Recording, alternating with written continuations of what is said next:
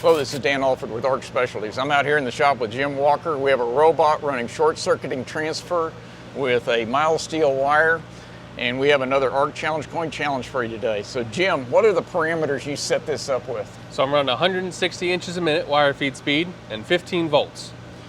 What's your travel speed? 10 inches a minute.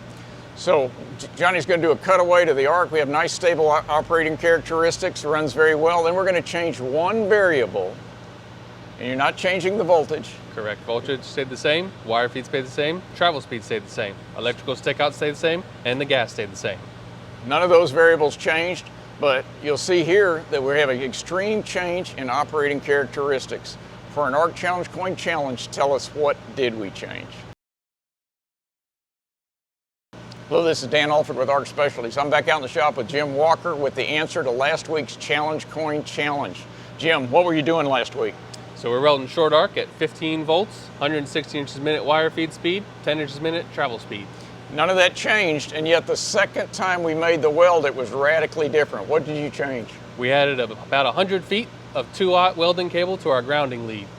And the reason we did this is because this is something that's happened to most of us in the field. And so your parameters at your machine on your meters didn't change a bit. Identical. But you couldn't make a weld. Yep. How did you compensate? We had to add about 3 to 4 welding volts. So what we're doing is we've induced a voltage drop in this long cable, and in this case we're actually able to compensate by simply changing the voltage. But that's not always the case, particularly with pulsed arc MIG. So you need to be aware of that because it also will attenuate the peaks in your pulse welding. But for short arc, it seemed to work just fine by adding volts. Yep. It goes to show you can't always trust your meters. What I tell people, particularly the young welding engineers, you tune it with your ear first, then you go look at your meters. Now, if you'd have checked the voltage here at the torch, what would you have seen? You would have seen a voltage drop.